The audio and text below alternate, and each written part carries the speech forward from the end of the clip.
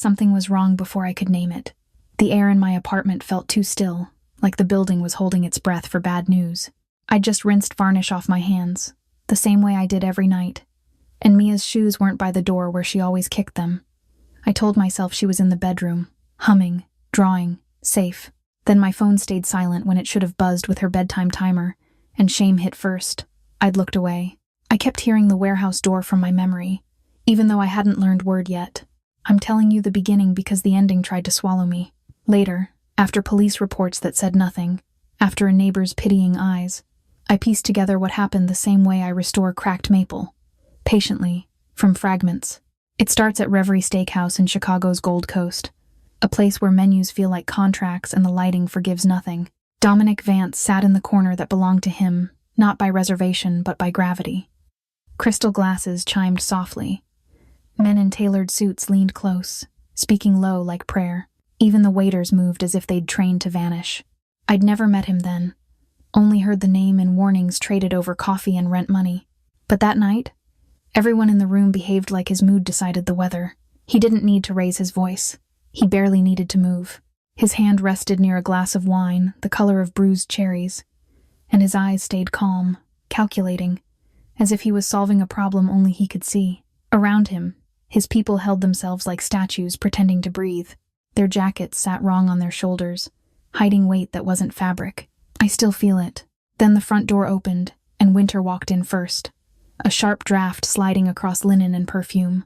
A hostess started forward with her practiced smile, then stopped like she'd heard an order she couldn't ignore. In the doorway stood a little girl in a thrifted dress that was clean but tired, shoes scuffed from city sidewalks.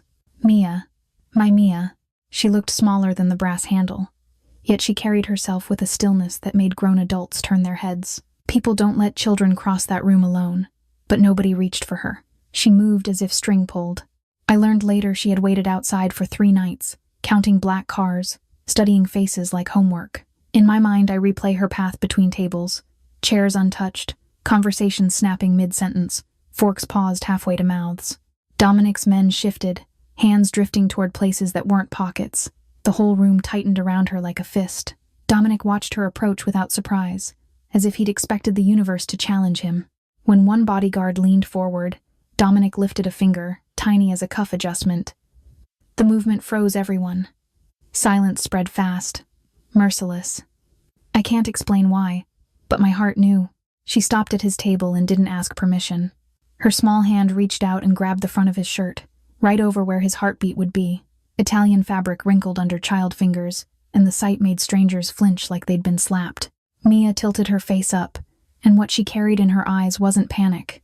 It was a hard, bright certainty, the kind kids get when the truth is simple, and the stakes are their mother. Later, she told me she spoke with the same plain courage she used asking for cereal. No drama, no begging. Fact. Dominic didn't yank away. He didn't punish her for touching what belonged to him. He looked at her the way I look at a cracked instrument, weighing damage, searching for the true break. The people around him waited for a signal that would decide whether the world stayed civilized. Mia kept her grip, knuckles whitening, because letting go meant going back to darkness alone. Dominic's gaze softened a fraction, not kindness, something older recognition of will. He slid a glass toward her, and I later heard she drank without releasing him, like survival had taught her efficiency. That detail wrecks me. A man at Dominic's side disappeared and returned minutes later with news that changed the temperature in the room.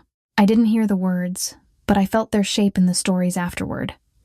My name, my workshop, my disappearance, the bodyguard who'd used Dominic's reputation like a stolen badge. Dominic's jaw tightened, and in that tiny motion I understood something I never wanted to know systems like his survive on consequences. He rose slowly, and Mia finally released his shirt only to step close, guiding him out like she was leading a storm.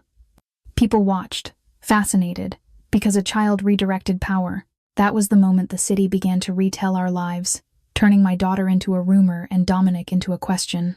I didn't know it yet. Standing barefoot on cold tile, listening for Mia's laugh that wasn't there. I only knew I'd trade pride for her heartbeat. What Mia did at that table would expose rot inside Dominic's empire, and his response would pull me into his gravity whether I wanted it or not. But before warehouses and reckonings, there was my night, my keys, my tools, my hands. It was 2 o'clock in the morning when I locked up. By daylight, my world is simple. Wood, glue, and the soft sigh an instrument makes when it finally holds together. My workshop sits near the river, wedged between a bike shop and a laundromat, the kind of place tourists never notice. I open the green door before school, breathe in sawdust, and pretend that routine is the same thing as safety. Mia eats cereal at my workbench, swinging her legs, while I check invoices and wonder which bill will bark loudest. Grandma June calls it honest living. I call it surviving. Most days, I can almost believe that is enough. I wasn't built for softness, but motherhood carved it into me anyway. I learned to stretch leftovers, to stitch torn sleeves, to turn panic into quiet jokes so Mia wouldn't see the fear behind my smile. When customers brought in battered violins, I saw my own life in their cracked varnish. Damage that looked final until patience proved otherwise. Some weeks, a single repair paid rent. Other weeks, I hid overdue notices under magazines and told myself tomorrow would be kinder. Then I'd catch Mia humming and feel my chest unclench for one breath. That night, even that breath disappeared. It was a Tuesday that blurred into Wednesday. The kind of day that starts with spilled milk and ends with fluorescent lights. A school fundraiser ran late. Then a customer insisted I finish a bridge fitting. Then the L train stalled and stole another hour. By the time I walked Mia back from Grandma June's, the sidewalks were empty, and the river smelled like cold metal. I tucked her into bed, kissed her forehead, and told myself I'd only stop by the shop to lock up properly. At 2 o'clock in the morning, my keys sounded too loud for me. Inside, the shop felt like a sleeping animal. My desk lamp threw a circle of light over scattered sandpaper and receipts. I checked the back door, tested the lock, and counted the day's cash like it could soothe me. That's when I heard the thud of a truck gate behind the music store in the alley. Deliveries happened, but not at that hour, not with the street so dead. I killed my lamp and watched through a crack in the blinds. A box slid down, then another. A man's silhouette moved like he owned the night. My stomach tightened, warning. When he stepped into streetlight, I recognized Blake Mercer, the guy who always looked freshly pressed. Neighborhood gossip said he worked security for someone important, and he wore that rumor like cologne. He opened a clipboard, slapped bright stickers on the boxes, and wrote damaged in a quick hand, even though the cardboard looked clean. Then he dragged them toward a dark SUV that shouldn't have been there. My brain tried to make it harmless, but my gut shouted theft. Worse, he glanced straight at my window, like he'd felt my eyes.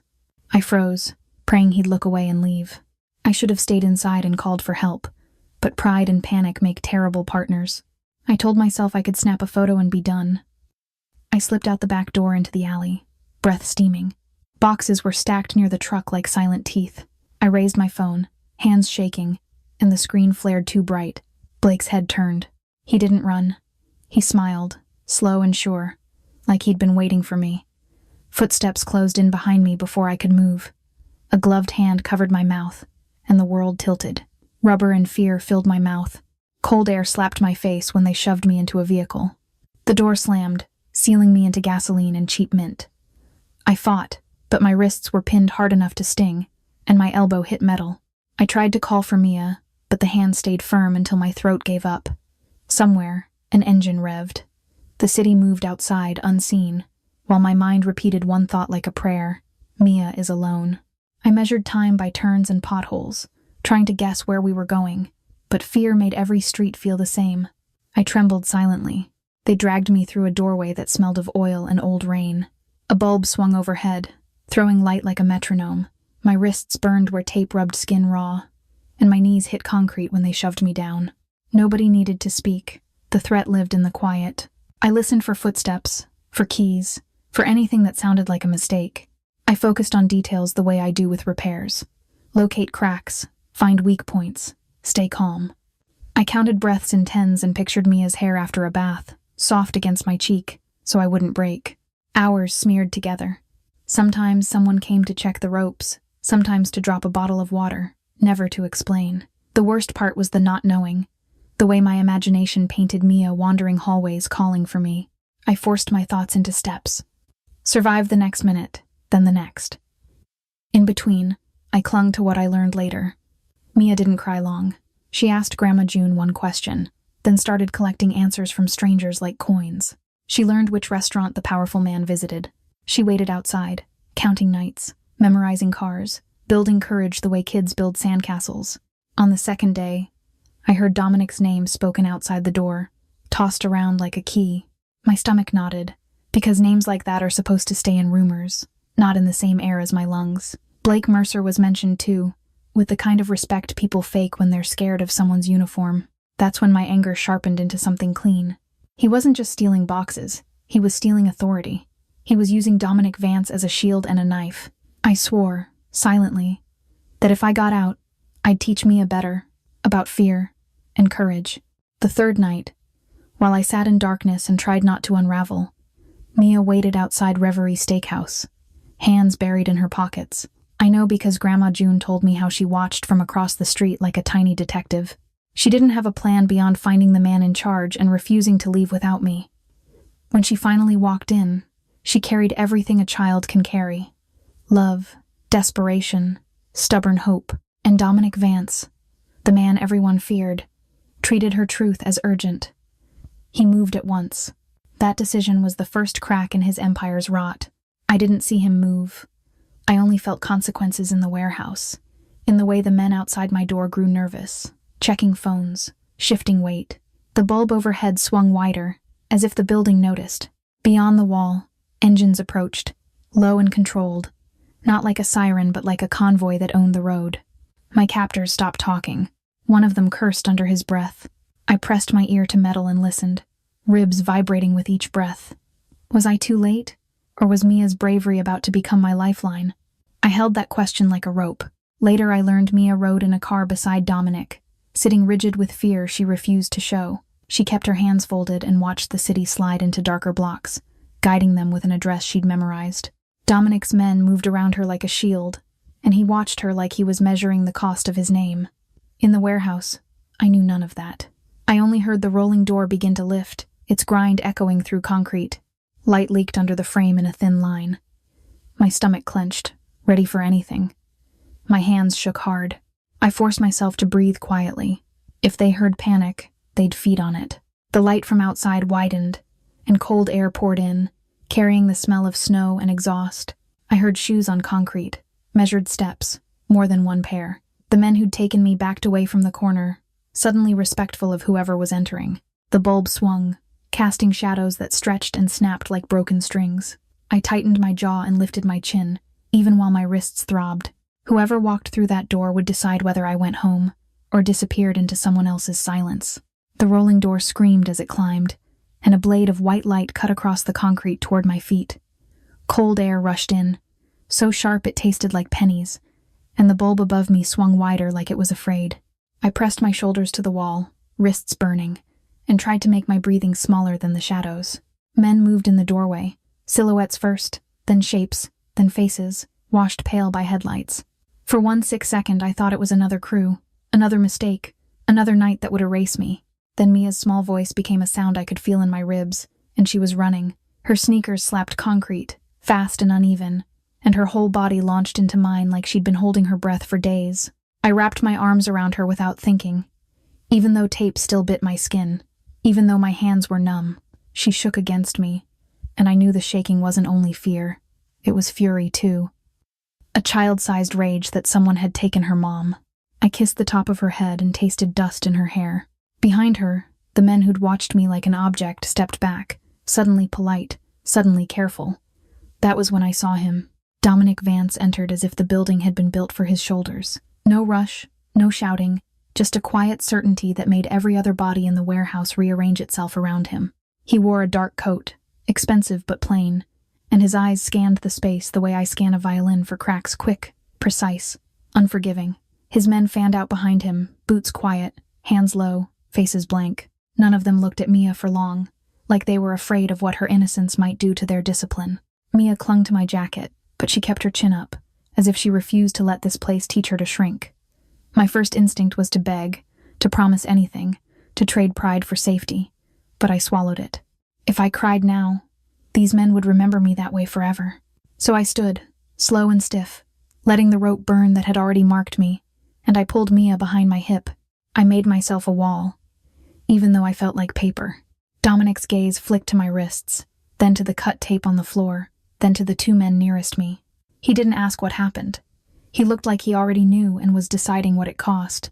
In the doorway, car engines idled, steady as heartbeat. Mia's fingers dug into my sleeve, and I realized she had brought him here. This storm in a coat. I told myself to stay factual, the way you talk to an insurance adjuster after a fire.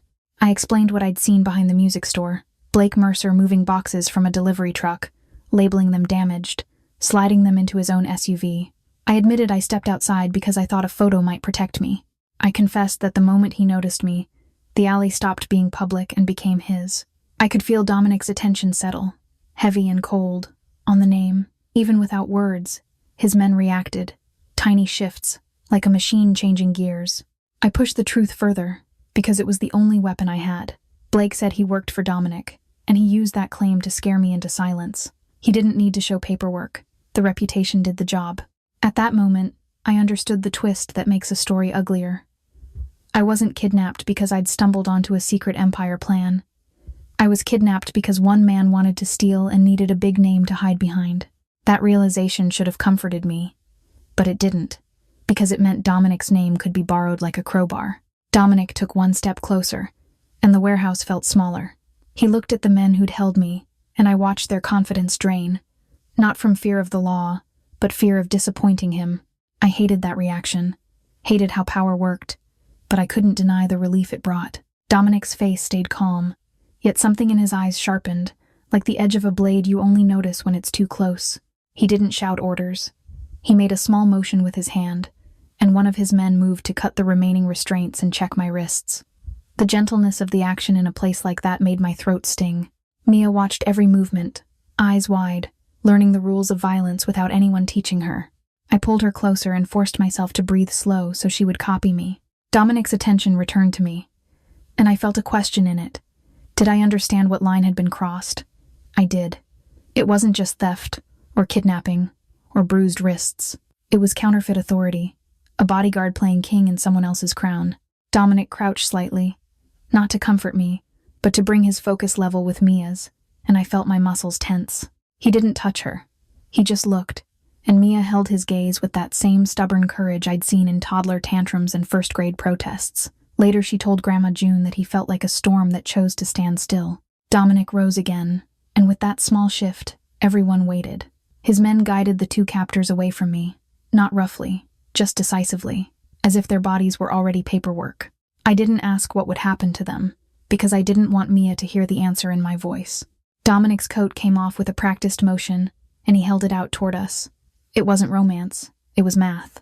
Mia was shivering, and my own teeth had started clicking. I took the coat and wrapped it around her first, then around my shoulders, breathing in a scent like cedar and cold leather. Accepting it felt like stepping onto thin ice, but letting Mia shake felt worse. Dominic made another small gesture, and someone outside the door moved a car into position. I understood I was being extracted like a problem that needed solving, and my pride flared, then dimmed when Mia sighed against my chest. I told myself one good act doesn't erase danger. Not in Chicago, not anywhere. Dominic's men brought me a bottle of water, and I drank carefully, watching their hands instead of their faces. Hands tell you what a person will do before their mouth catches up. The lieutenant nearest me kept his distance, like he knew a mother cornered is its own kind of threat. Dominic spoke to him in a low tone I couldn't hear over the wind, but I saw the message land in the man's posture. Urgent. Absolute. For a moment, I wondered what it would be like to live with that kind of certainty, to have the city rearrange itself when you stand. Then I remembered the cost of certainty, and my stomach tightened again.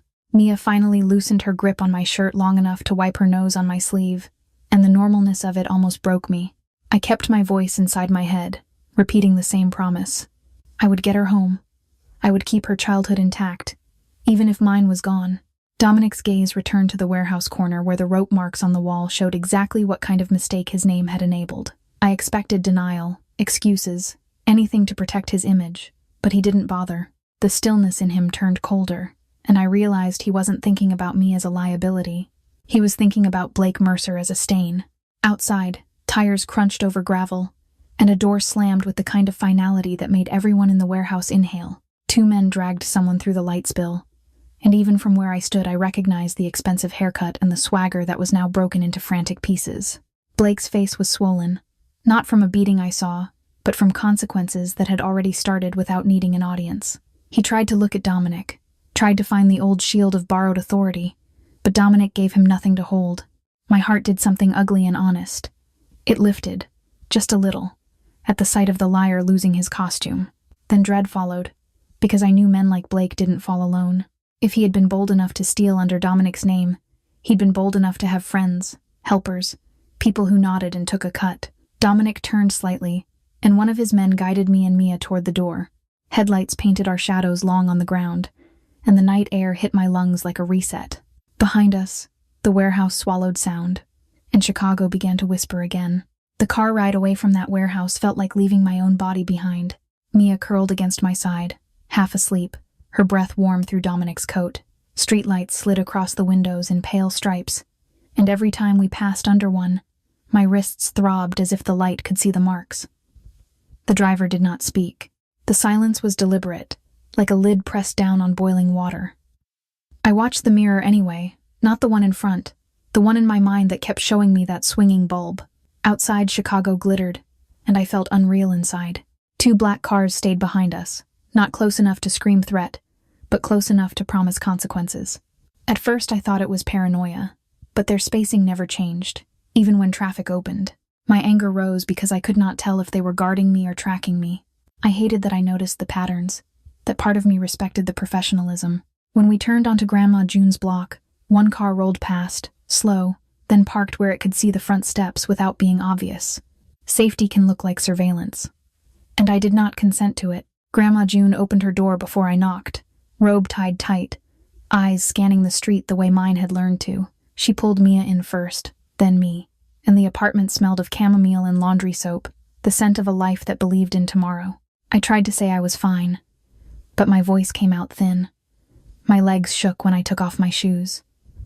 I kept listening for the warehouse door, for boots, for tape tearing. June made tea while I stood at the sink, washing my hands too long until my skin turned pink again. That night I did not sleep so much as I disappeared in short pieces. I would drift off, then snap awake at the click of the heater or the groan of pipes, convinced someone had returned to finish the job. Mia slept heavy in June's bed, thumb tucked under her chin like she was younger than 7. I watched her chest rise and fall and tried to borrow her calm. When dawn bled gray through the curtains, I realized I had been counting minutes like beads. I checked the locks 3 times, then checked again because certainty was blanket. By the second day, the story had already escaped. It traveled faster than official reports, passed from bartender to doorman to the woman who sold muffins outside Mia's school. People whispered about a child walking into a Gold Coast steakhouse like she belonged there, about the boss who did not erase her for it. In a city that lives on fear, mercy reads like either strength or weakness, depending on what you need. I heard Dominic's name said with a new tone, not softer, just curious. It makes them lean, and leaning gets you cut. I never saw what Dominic did to Blake Mercer, and I do not want to. What I saw was the aftermath in negative space. Names disappeared from conversations. A mechanic who used to brag about working security stopped showing up at the diner. A cousin of a dock clerk suddenly moved to Indiana without a goodbye. Even Grandma June noticed different cars cycling the block. New faces, tighter timing. The rot was not one man with greedy hands. It was a small network that nodded along. Dominic found it, and the city went quiet in the places it matters most. Some people acted impressed. Like Dominic's cleanup proved he had control so complete he could afford principles. Others acted nervous, like a man willing to punish his own crew might be unpredictable. I understood both, and that understanding made me sick. Accountability sounded good, until I remembered that his version of it came without courts, without daylight, without appeals. Still, part of me held on to the fact that he had listened to Mia and moved. If he could draw a line around children, maybe he could draw a line around me too. Or maybe I was already inside it now. I kept asking myself questions I could not answer. If he could erase men from his world, could he erase me if I became inconvenient? Was the car outside June's building protection? Or a reminder that he could reach us any time? Every time I stepped onto the sidewalk, I searched reflections in storefront glass. Every time my phone rang, my pulse jumped, expecting a threat wrapped as courtesy. In the workshop, I tried to work, but my hands wanted to shake. I pressed my fingertips into a strip of sandpaper and focused on the roughness until it steadied me today. Mia, meanwhile, started building a story in her head that scared me more than the warehouse. She spoke about Dominic as if he were a character who appears when things get unfair, the way kids talk about superheroes. She asked if he was still watching the street, if he was making sure the bad men stayed gone. I did not want her to need him. I did not want her to admire power just because it arrived on time. But I could not lie to her either. Her courage had worked, and that fact glittered in her eyes at night. On the 5th day, one of Dominic's men came to my workshop while Mia was at school. He stayed outside the green door, hands visible, like he understood boundaries. He carried a violin bow wrapped in dark cloth, the kind a musician would cradle. He explained it had been recovered from Blake's place during the cleanup and that it belonged to Dominic, stolen long ago. I refused to treat it like a gift. I treated it like evidence, proof that theft had roots and that repair might exist. My stomach tightened, because returning it meant walking back into Dominic's light. I placed the bow on my workbench and stared until the grain blurred. I knew how to fix wood, not men. Still, it felt like a question. Would I accept protection without naming its price? The truth was ugly. The most dangerous thing was not Blake's hands or warehouse rope. The danger was the way Mia relaxed when she noticed Dominic's watchers, and the way my own shoulders dropped with her. Relief can turn into dependence before you notice. I hated that my body learned it fast. That is why I decided to return the bow and test Dominic's principles. That afternoon I picked Mia up from school, and she ran to me like childhood could erase the last days. On the walk home, she smiled when she recognized a familiar black car. That smile landed in me like a stone. Upstairs, I fed her macaroni, listened to Grandma June hum, and pretended the world was steady. But the bow waited on my bench. It carried one message. I could not live in debt or uncertainty. If Dominic Vance had a code, I needed to see it, not rumor. Soon I would enter that steakhouse and demand truth. Weeks after the warehouse, normal life came back like a bruised fruit, familiar but tender. I opened the green door to my riverfront shop every morning, brewed cheap coffee, and tried to pretend my hands had not been tied. Grandma June walked Mia to school when my knees went weak, and she watched me the way nurses watch stubborn patients. Mia, though, carried a new certainty. She drew a tall man in a dark coat beside our stick-figure family, coloring him in calm blues. Each time a black car passed, she relaxed. That scared me more than Nightmare did. The bow arrived wrapped in dark cloth, delivered by a man who stayed on the sidewalk as if my threshold mattered. I did not invite him in. I watched his hands, then the street, then Mia's backpack on the chair, and I felt rage sharpen into purpose.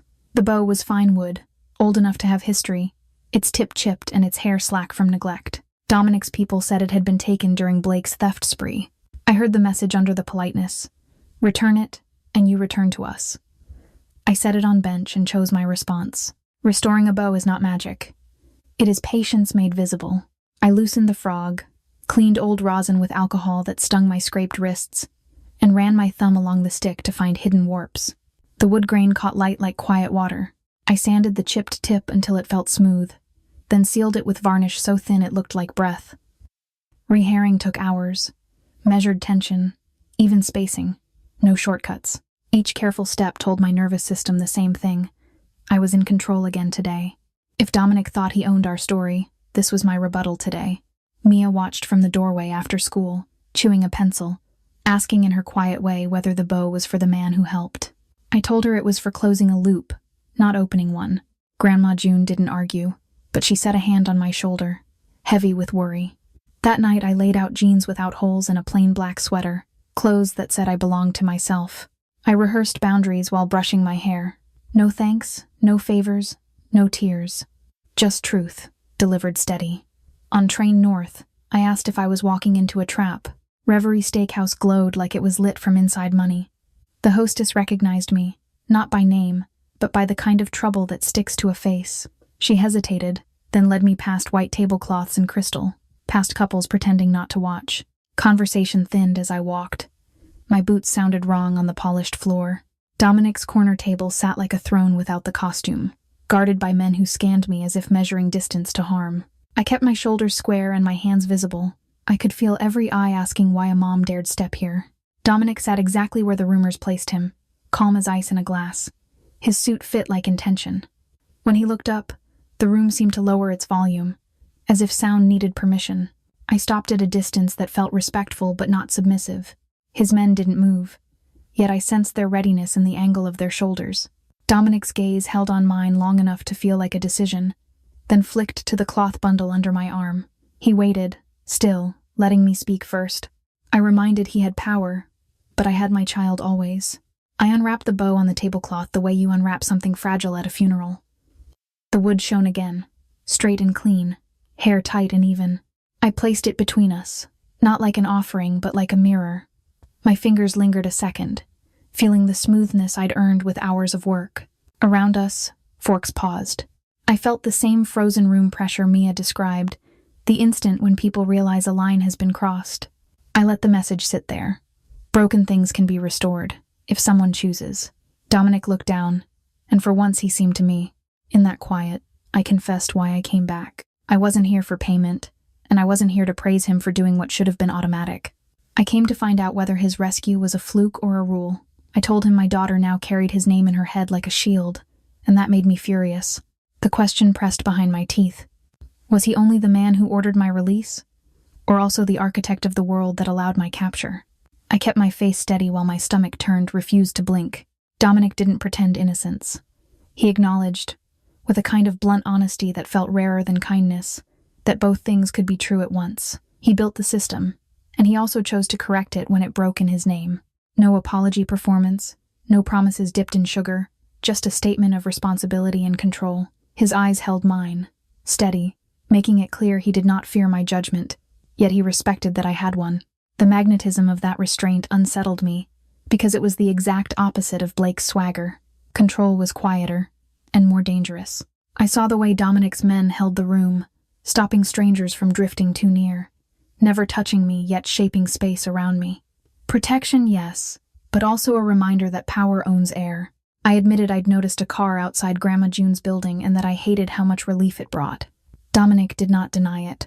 He framed it as temporary, practical, the way you change a lock after a break-in.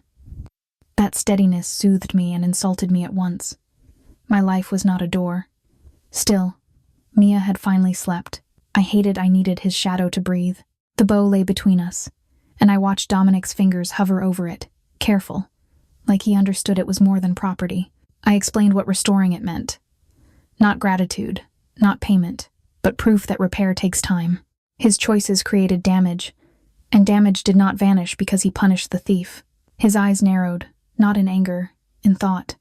He was listening, and that unsettled me. If he wanted to learn patience, it would not happen in his palace. It would happen in my workshop, under my rules, with my child nearby. I left the invitation hanging, daring him. I stepped back from the table before anyone could treat my presence like a favor. Dominic did not chase me with money or praise. He held my gaze, weighing whether my terms were an insult or a map.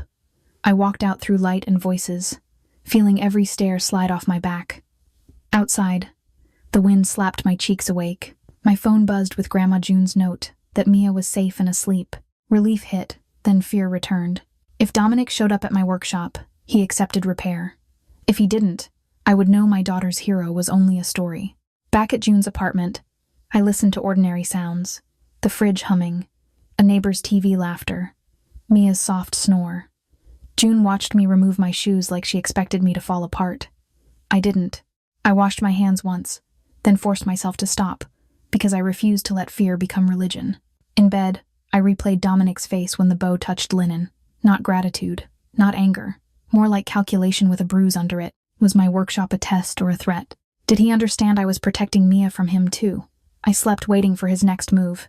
In the morning, Mia asked whether the man from the restaurant was still keeping us safe. She said his stillness felt like a blanket, and that image from a child tightened my throat. I told her safety should never require worship, and she nodded like she understood. After she left for school, I wrote my workshop address on a strip of sandpaper, stationery that felt honest. I did not ask for a meeting. I did not offer thanks. I sent it through the same quiet channel that delivered the bow. My hands shook anyway. Inviting him in made it personal. For days, nothing happened, and I told myself that silence was the answer. Then, on a Thursday afternoon, my shop bell rang once, bright and wrong. I looked up expecting a customer with a cracked cello and saw Dominic Vance framed by my green door. He stood on the threshold, alone enough to look vulnerable, still enough to look dangerous. Rain clung to his coat. His hand stayed visible, like he remembered my rules. My heart did not soften, but it listened. This was the first real repair. A powerful man showing up where he did not control the room. I walked out of Reverie Steakhouse with the Beau's varnish smell still on my fingers and Dominic Vance's stillness lodged in my chest. The wind off the lake slapped my cheeks, but it didn't clear my head. I kept replaying the moment his eyes dropped to my work, not to me, as if the object carried a verdict. On the train south, my reflection looked older, sharper. I asked myself if I had just poked a sleeping animal or offered a map. Either way, I was done being silent. Back on block, lights felt like witnesses, and I accepted it. The next morning, I opened the green door before sunrise and inhaled the familiar mix of spruce dust, glue, and coffee gone stale in the pot. My tools waited where I'd left them, lined up like promises. I swept the floor twice, not because it needed it, but because movement kept the fear from pooling. Grandma June had Mia, so the shop was quiet enough for my thoughts to speak. If Dominic's code was real, it had to survive here, in my light, where money could not buy forgiveness, and intimidation could not buy trust. Decided I would watch closely. By Tuesday afternoon, I'd convinced myself he would ignore my sandpaper note, because men like him were not taught to step into spaces they couldn't own. The bell above my door rang once, bright and cheerful, and my spine tightened. Dominic stood in the doorway, rain darkening his coat, a tailored suit underneath that looked wrong among instrument cases. He brought one man who stayed outside near a parked car, hands visible, eyes scanning the street with boredom. Dominic didn't cross the threshold until I nodded, and that small pause told me he had come to learn, not to claim. I kept my face neutral while my stomach argued with itself. Fear wanted me to shut the door. Curiosity wanted me to study him like a rare instrument. I reminded myself this was not gratitude and not romance, just a test of whether power could respect consent. I pointed him to a stool by my bench and stayed standing, keeping Mia's school bag in sight like a talisman. He looked around with careful interest, noticing clamps, worn chisels, jars of varnish, the cheap space heater humming. For the first time, he seemed unsure where to put his hands at all. On my bench lay an old student violin with a seam that had popped open from Chicago winter dryness. I chose it on purpose, a repair that required patience, not force. I showed Dominic how to run a fingertip along the edge to feel the gap, how to listen for the faint click that meant wood was shifting. I guided his attention to the grain, because sanding against it leaves scars. He tried to move fast, like speed proved competence, and I stopped him with a look. My hands demonstrated slow pressure, steady angles, and the quiet discipline of waiting. His hands were built for control, fingers that looked used to steering rooms instead of bow hairs. When he held the sandpaper, he pinched it too hard, and the paper curled like it wanted to escape. I watched him adjust, loosening, learning that gentleness is not weakness. The air between us felt charged in a way that had nothing to do with flirting, and everything to do with risk. I wondered what he had replaced in his life because it was faster. I wondered what he had removed because it was messy. My throat tightened, but my voice stayed even. Rain started tapping the window, at first steady, and the shop smelled sweeter as damp air hit the wood. I switched on the lamp, and the light warmed the violin's curve. Dominic watched my hands more than my face, as if he trusted movement more than words. I kept wondering what he wanted from this. Change, or acclaim. Could a man like him learn patience without turning it into another weapon? Outside, the street stayed quiet, but I noticed a car idling long at the corner. I told myself it was nothing, not even once. At 3:30 in the afternoon, the bell rang again, and Mia burst in with her backpack bouncing, cheeks pink from cold. She stopped when she saw Dominic, then looked to me for permission the way she always did when the world felt complicated. I kept my body between them without making it obvious. Mia settled at the small table with a worksheet, pencil scratching like rain on paper. Dominic stayed on the stool, hands resting open on his knees, making himself smaller than he had any right to be. I watched Mia's eyes flick to him, curious and cautious. Mia kept glancing at Dominic as if he were a storybook character who had stepped out of the page. I could tell she wanted answers, so I gave her a version that would not poison her sleep. I described Dominic as someone with rules, someone who had listened when listening mattered. Dominic said nothing, but his posture shifted, like he accepted being judged by a child. He watched Mia's pencil and the way she erased carefully, and something in his expression tightened, not tenderness, more like responsibility landing. I reminded myself that responsibility can be a mask. I stayed guarded. I handed him a thin palette knife and had him slide glue into the open seam, just enough to seal, not enough to flood. He moved like he expected the wood to obey, and when it didn't, his jaw tightened. I showed him how clamps can bruise if you crank them, how pressure must be even, How you listen for the tiniest creak that warns you to stop. His hands hovered, recalculating. Watching a man used to instant compliance meet stubborn maple was almost funny, except it mattered. If he could slow down here, maybe he could slow down elsewhere. For a few minutes, the shop settled into a strange peace. Mia's breathing matched the scratch of her pencil. The rain blurred the river beyond my window into gray watercolor. Dominic kept his attention on the violin, but I caught him glance once toward the door, toward the street, like he was counting threats even here. The man outside shifted positions every so often, never staring in, never leaving. I hated that part of me felt safer because of it. I hated that another part of me relaxed anyway. I asked myself if comfort was a warning or a gift. When the glue set, I loosened the clamps and ran a fingernail along the seam. The line was nearly invisible. The best kind of repair. Dominic watched, and I sensed he understood the metaphor without me spelling it out. He stood, adjusted his cuffs, and looked around my shop one last time like he was memorizing it. He left without fanfare, the outside man falling into step a few paces behind. After they were gone, the shop felt louder, as if my nervous system had been leaning on their quiet. Mia looked up and smiled, small and hopeful. For once, that evening, when I walked Mia to Grandma June's, I noticed the street felt different. The usual black car was there, but a second vehicle sat farther down, older, with fogged windows and no rhythm to its presence. The driver didn't pretend to be invisible. He stared at his phone, then at my door, then away, like he wanted me to notice and doubt. My skin prickled. Inside June's apartment, I laughed at a sitcom to keep Mia calm.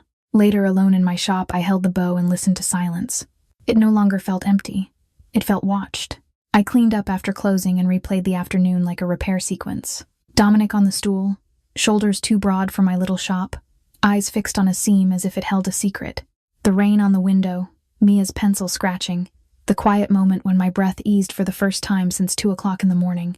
I wanted to believe this was the beginning of something better, a man learning patience. But outside, the unfamiliar car returned, parked where it could see my green door. The spotlight Dominic cast had found me, and spotlights attract predators.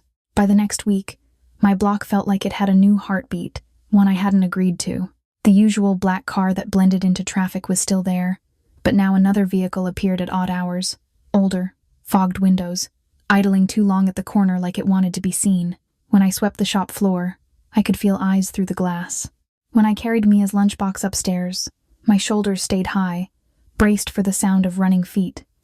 Grandma June noticed too. She stopped watering her pothos and stared out the window the way she used to watch storms roll off the lake, quiet but ready. I kept telling myself it was my nerves, leftover warehouse fear turning shadows into monsters, yet the patterns were wrong. The watcher never checked mail, never got out, never looked lost. He looked bored, which is what scared me. Bored means prepared. I started changing routes, leaving 5 minutes early, circling the block once before parking, making sure Mia understood why we crossed at the busy light instead of the quiet one. I called it a game, but my voice shook. At night I double-checked locks until my fingers hurt. On Thursday, June made tea and pretended it was just another school day, but her hands trembled when she set the mug down. Mia chatted about spelling tests and cafeteria pizza, swinging her backpack like nothing had changed, and I let her talk because normal words felt like armor. I watched the street from the kitchen window while I braided her hair, counting cars, memorizing license plates, hating myself for turning motherhood into surveillance. At 7 o'clock in the morning, we stepped outside into air so cold it pinched my lungs. The sidewalk glittered with old salt. Somewhere a bus hissed to a stop. The familiar black car sat a block away, not facing us, just present. The unfamiliar vehicle lingered farther down, and my stomach tightened. June walked on Mia's other side, forming a triangle around her without saying it. I held Mia's hand too tight and loosened when she winced. I reminded her, gently, to look for faces she recognized, to trust that uneasy feeling in her belly, to never follow anyone who tried to hurry her. She nodded like it was homework. I told myself I was overreacting, yet my pulse kept time with each passing engine. School mornings are supposed to be boring. The elementary doors swallowed kids in bright coats, and parents clustered with travel mugs, complaining about traffic. I tried to blend in, but my eyes kept scanning for the wrongness I'd learned to spot. At 7:15 in the morning, a woman I'd never seen stepped from a car parked too close to the curb.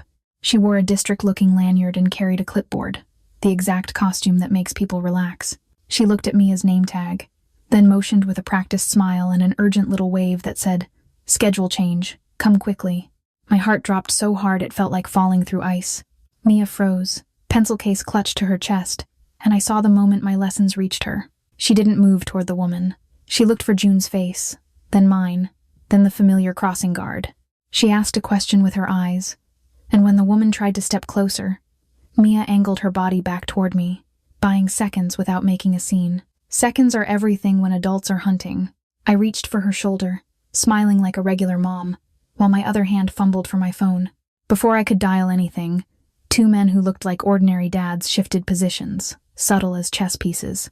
I'd seen one of them near my shop before, always reading a paper he never turned. He stepped between the woman and Mia with a polite angle of his body, blocking her path without touching her. The second man approached the parked car, glancing at the license plate as if he was checking it for a parking ticket. The woman's smile tightened. She tried to speak fast, to push past, but the first man kept the same calm, repeating a gentle boundary with his hands open. Children streamed around us, oblivious. The crossing guard blew her whistle. The woman's eyes flicked toward the street, searching for help. And in that flicker I saw it. She wasn't school staff. She was a messenger. A third figure appeared at the edge of the crowd, then disappeared when he noticed the men. The second man leaned toward the driver's window of the suspicious car and said something too quiet to hear. The engine started. The car pulled away smoothly. No squeal, no drama, like it had never been there. Mia's fingers stayed locked around mine. Once the last taillight vanished, my knees tried to give out. I crouched to Mia's height and checked her face like I could find damage by looking. She wasn't crying, but her lip trembled, and that tremble wrecked me more than tears. June pressed a palm to my back, steadying me, and her own breathing sounded ragged. I walked Mia into the building with a smile stretched thin, signing her in as if nothing had happened, because I refused to hand that woman a headline. Only when Mia disappeared into the hallway did my anger finally catch up. My hands shook so hard I nearly dropped my keys. In the car ride home, June made tea at the kitchen counter with trembling fingers while I stared out the window and replayed every microsecond. Who would risk a child in daylight? Who would borrow a mother's fear like currency? I wanted to scream at Dominic for existing, for being powerful enough that his reputation could touch my daughter's school. I also wanted to call him, which made me hate myself. The urge felt like weakness, and it was only survival. That night I held Mia close and pretended it was normal. I did call eventually, not with gratitude but with a demand that this stop. Dominic answered the way he did everything. Fast, controlled, like he'd already been informed. He didn't ask what happened. He listed details I hadn't shared yet, which told me his people had eyes everywhere. I waited for the violent solution, the kind that would make the news and make Mia a bigger target. Instead, Dominic chose a quieter weapon. Within an hour, the unfamiliar car was gone, replaced by an unmarked sedan that parked at a respectful distance. A teacher later mentioned, casually, that a man claiming to be district staff had been flagged in the system and barred from campus. No police lights, no sirens. By afternoon, a rumor slid through my neighborhood that a rival crew on the west side had been warned, financially squeezed, and offered one choice. Back off, kids, or lose business quietly. Dominic kept it contained, protecting Mia's routine like it was more important than ego. That restraint shocked me. It also scared me, because it meant he could move whole markets without raising his voice. His code drew a bright line, and I felt the city obey it today. Even with the line drawn, my nerves refused to unclench. I watched Mia eat breakfast and wondered when childhood stopped being a right and became a privilege purchased by fear. June suggested we move, simple as that, but I heard the trap in the simplicity. If I ran every time power cast a shadow, I'd spend my life sprinting. Dominic's protection made the sidewalks feel safer, yet it also made my world smaller, like invisible hands were steering us away from danger and toward dependence. I caught myself scanning for his car the way Mia did, letting my shoulders drop when I saw it, and the realization hit hard. I was getting used to him. That was the new threat. Not the stranger with the clipboard, but the comfort that followed after. Comfort can turn into a cage if you stop questioning the lock. I told myself I would set terms, not accept rescue. I would demand safety without surrender, routine without ownership. And when Dominic offered guards, money, an address, I knew my answer would not be simple. I wasn't only afraid of his enemies anymore. I was afraid of how safe I felt when he was near today. That night after the school scare, my body kept running even when the day was over. I locked the workshop, flipped off the lamp, and still felt the hallway tilt like the warehouse had returned. My hands shook while I poured pasta into a pot, and the steam smelled like nothing, because fear steals flavor. Mia tried to act tough, shoulders back, chin high, but her backpack straps were twisted from nervous fingers. Grandma June moved quietly, making tea, watching me the way you watch a stove that might flare. I told myself we were safe, then checked lock twice. Mia fell asleep on June's couch with her shoes still on, like she didn't trust the world to let go. I pulled a blanket up to her chin and watched her lashes flutter, trying to read the dream behind them. The heater clicked on and off, a tiny sound that kept making my heart jump. I washed my hands, stopped, started again, until June's gentle touch on my wrist reminded me to breathe. In the kitchen window, the streetlight painted the parked cars silver, and I wondered who was watching whom. If protection costs peace, what does it buy Mia? Dominic reached out before I could. One of his people left a number with June, and my phone rang with a calm that felt practiced. I stepped into my shop, shut the green door, and listened while my pulse thudded in my ears. He offered an apartment in a high-rise, a driver, and a private school transfer wrapped in the word safety. He spoke in numbers like they were bandages. $20,000 for moving costs. $5,000 a month for stability. More guards, better cameras. Each offer sounded like help and like ownership. I hated my first thought. Accept and breathe. I wanted to slam the phone down because I have built my life out of stubborn normal. Mia's school is 2 blocks away. My workshop keeps the lights on. June's kitchen table is where we do spelling words and patch socks. Moving would mean surrendering every anchor that makes Mia feel ordinary. But staying meant admitting that a stranger almost borrowed my child like she was a purse. I kept thinking, is this protection or a different kind of trap? And why did Dominic's steady voice make my shoulders drop? Temptation feels ugly when it arrives wearing safety and certainty. 2 evenings later, he came to the shop after closing, not entering until I waved him in. Rain clung to his coat, and the street outside was empty enough to feel staged. I kept the restored bow on the workbench between us, like a rule I could touch. Mia was at June's, thankfully, and the silence made everything louder. Dominic's attention went straight to the bow, then to the door lock, then to my hands. He didn't apologize. He offered solutions. I offered truth. I cannot raise my daughter inside a fortress. If I lose her normal, I lose childhood. That was the moment I stopped reacting and started negotiating. I told him no relocation, no new school, no disappearing into a high-rise where Mia would learn to whisper. I told him June stays close, my shop stays open, and Mia keeps walking into her classroom like any other kid. If he wanted to protect us, it had to look like normal from the inside. Quiet coverage on the block, eyes near school, a single contact number that answered fast, and no men hovering where children can feel it. Terms, not charity. I refused to be kept, even gently. Dominic went very still. The kind of stillness that used to mean someone else would pay. His jaw flexed once, and I watched him swallow the instinct to control. He wanted to solve this the way he solves everything. Remove the variable, relocate the problem, buy the silence. Instead he nodded, slow, like agreeing hurt. He made adjustments in his head, mapping my neighborhood like a chessboard he did not own. I could tell he disliked limits, but he honored them. That was new. It frightened me, and worse, it impressed me. Consent had weight, and he felt it tonight. Before he left, Dominic asked something without asking it outright. I could feel it in the pause he held, in the way his eyes flicked toward Mia's crayon drawing taped near my register. He wanted to know how to be someone a child could admire without the lie of a costume. The question hit me harder than money. I didn't give him comfort. I told him as plainly as I could that kids smell fake courage. They watch choices, not speeches. If he wanted Mia's respect, he'd have to earn it daily, quietly. He nodded, and the silence felt human. After he was gone, I sat alone on the stool he'd used and listened to the shop settle. The heater clicked. The river outside hissed under wind, and my hands found the bow without thinking. Wood under my fingertips is honest. It never pretends. I imagined Mia's small hand on Dominic's shirt and felt anger flare, then fade into exhaustion. What does protection cost, really? If I accept his money, do I lose my voice? If I accept his presence, do I teach Mia to rely on men instead of herself? The questions kept spinning. Outside, tires whispered past, indifferent. Near midnight, I stepped outside to take the trash out, and the cold snapped me awake. Dominic's car was across the street, engine off. lights dark, as if he'd chosen distance to honor my rules.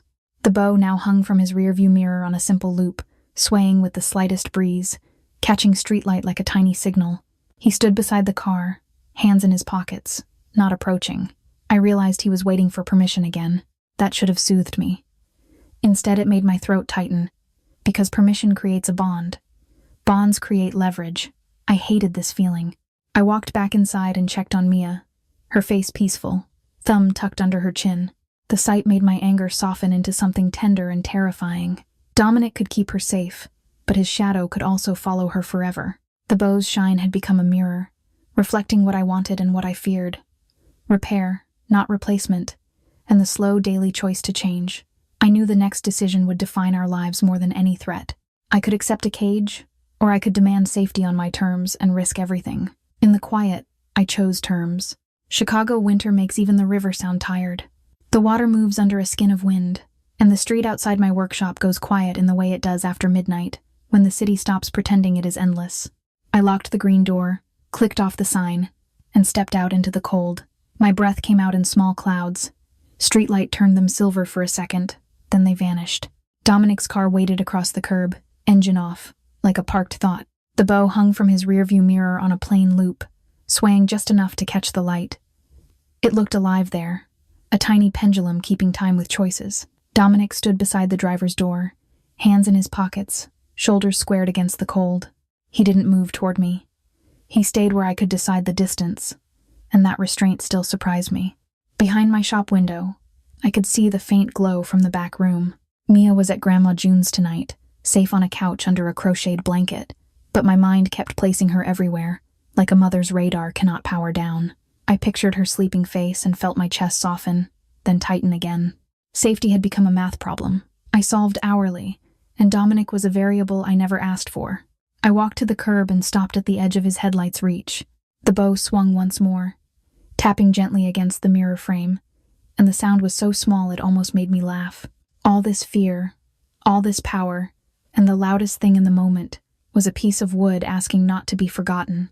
My fingers remembered sandpaper, the way you follow grain instead of fighting it. I thought about the seam on that student violin, nearly invisible after the glue set. The best repairs do not announce themselves. They simply hold. Dominic looked at the bow, then at me, and I felt the question he carried without hearing a single word. He had asked, in his own way, how to become someone a child can admire without lying. Not with money, not with a fortress, with something real. I wanted to tell him there was no shortcut, but I knew he already hated that answer. Men like him are built on control and speed. Repair demands the opposite, so I gave him the only truth I trust. People are not instruments.